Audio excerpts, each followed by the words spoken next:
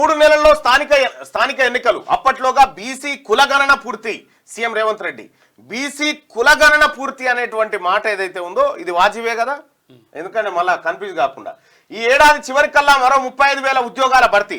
రాబోయే పంట నుంచే సన్నవడ్లకు 500 బోనస్. ఇచ్చిన మాట ప్రకారం రుణమాఫీ చేసినాం, రాజీనామా చేస్తానన్న హరీష్ ఏడ దాక్కున్నాడు. ఇది ప్రజాప్రభుత్వం, రాష్ట్రంలో 10 ఏళ్లు కాంగ్రెస్ దే అధికారం. రాహుల్ ను ప్రధాని చేసినప్పుడే ఫైనల్స్ గెలిచినట్టని వ్యాఖ్య. పిసిసి చీఫ్ గా బాధ్యతలు చేపట్టిన మహేష్ కుమార్ గౌడ్. ఇక్కడ 3 నెలల్లో స్థానిక సంస్థల ఎన్నికలు రాబోతా ఉన్నాయి.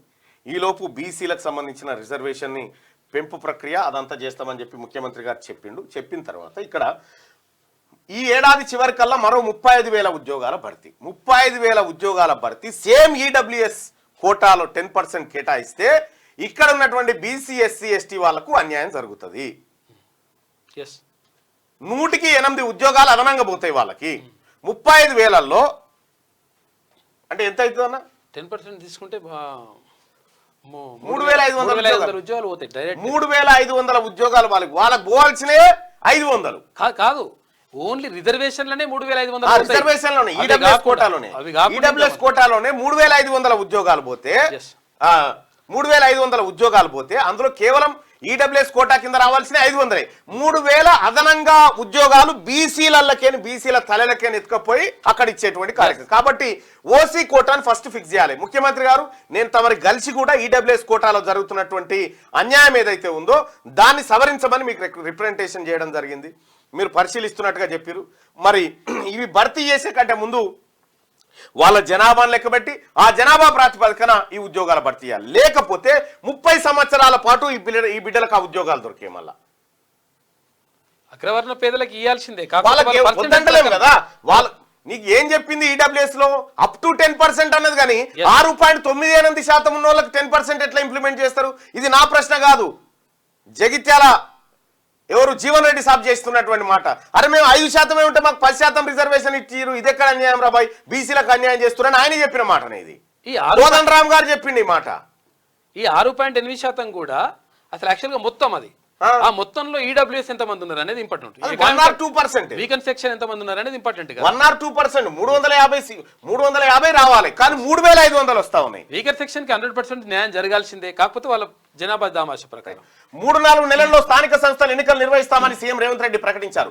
ఆ లోపే బీసీ కులగణన పూర్తి చేస్తామన్నారు. రాష్ట్రంలో బీసీ జనాభా లెక్కలను తీయాల్సిన బాధ్యత తమపై ఉందని తెలిపారు. బీసీ జనాభా కాదు సార్, బీసీలో ఉన్న కులగణన. ఇగో ఈడొచ్చింది బాధ, ఇగో ఈయనే ఉంది అసలు పాయింట్. బీసీ జనాభా లెక్కలను తీయాల్సిన బాధ్యత తమపై. బీసీ జనాభా కాదు, రాహుల్ గాంధీ సాబ్ చెప్పింది కులగణన చేయాలని చెప్పిండు. ప్రతిసారి బీసీ జనాభా లెక్కలు తీస్తారు, ప్రతిసారి తీసేది బీసీ జనాభా లెక్కలే, ఎందుకంటే రిజర్వేషన్ ఫిక్స్ చేయాలి. కానీ రాహుల్ గాంధీ గారు చెప్పింది అంటే బీసీలో ఉన్నటువంటి కులాలను లెక్క పెట్టమని చెప్పిండు. కులాల జనాభా లెక్క పెట్టమని, నాట్ ఓన్లీ బీసీ, అన్ని కులాలకు సంబంధించినటువంటి ఓసీలో ఉన్నటువంటి కులాలను కూడా లెక్క పెట్టమని చెప్పిండు. సో కాబట్టి ఇక్కడ జాగ్రత్త గమనించాలి. బీసీ జనాభా లెక్కలను తీయాల్సిన బాధ్యత తమపై ఉందని తెలిపారు. బీసీ జనాభా లెక్కలు కాదు సార్, కులగణన చేయాల్సిన బాధ్యత. స్థానిక సంస్థల ఎన్నికల్లో కార్యకర్తలను గెలిపించుకునేందుకు కాంగ్రెస్ నాయకులంతా నడుం బిగించాలని ఆయన పిలుపునిచ్చారు. పిసిసి కొత్త అధ్యక్షుడిగా మహేష్ కుమార్ గౌడ్ ఆదివారం గాంధీ భవన్ లో బాధ్యతలు స్వీకరించారు. ఇన్నాళ్లు పిసిసి చీఫ్ గా ఉన్న సీఎం రేవంత్ రెడ్డి ఆ బాధ్యతలను మహేష్ గౌడ్ కు అప్పగించారు. అనంతరం జరిగిన బహిరంగ సభలో సీఎం మాట్లాడారు. రాష్ట్రంలో అధికారంలో ఉన్నామంటే అది కార్యకర్తల శ్రమేనని, తమ ఎన్నికల కన్నా ఎక్కువగా లోకల్ బాడీ ఎన్నికల్లో కార్యకర్తల గెలుపు కోసం కష్టపడతామని చెప్పారు. సమన్వయంతో ప్రతి కాంగ్రెస్ కార్యకర్త ముందుకు కదిలితే ఫామ్ హౌస్ లో సేద తీరుతున్న కేసీఆర్ గుండెలు అదరాలని చెప్పి ముఖ్యమంత్రి గారు అన్నారు. ఆదివారం గాంధీ భవన్ లో పిసిసి చీఫ్ గా బాధ్యతలు చేపట్టిన మహేష్ కుమార్ గౌడ్ ను అభినందిస్తున్న CM Revanth Reddy, deputy CM Bhatti, party in charge Deepa Das Munshi, పక్కన మంత్రులు ఉత్తమ్, వెంకటరెడ్డి, పొంగులేటి తదితరులు ఉన్నారని చెప్పి. ఇక కాంగ్రెస్ కార్యకర్తల జోలికి వస్తే వీపు చింతపండు అవుతుంది అంటే ఇప్పుడు ఎందుకు వస్తారు? మనమే అధికారంలో ఉంటుంది, ఇంకా చింతపండు ఎక్కడిది, ఏం చేసేది ఏముంది? కాబట్టి ఏంటంటే ఇది భావోద్రేగానికి పనికొస్తుంది. కానీ ఇప్పటికీ అనేక మంది కాంగ్రెస్ పార్టీ కార్యకర్తల మీద అడ్డగోలుగా కేసులు పెట్టారు గత ప్రభుత్వం. ఫస్ట్ నిన్న హనుమంతరావు అదే చెప్తా ఉన్నాడు.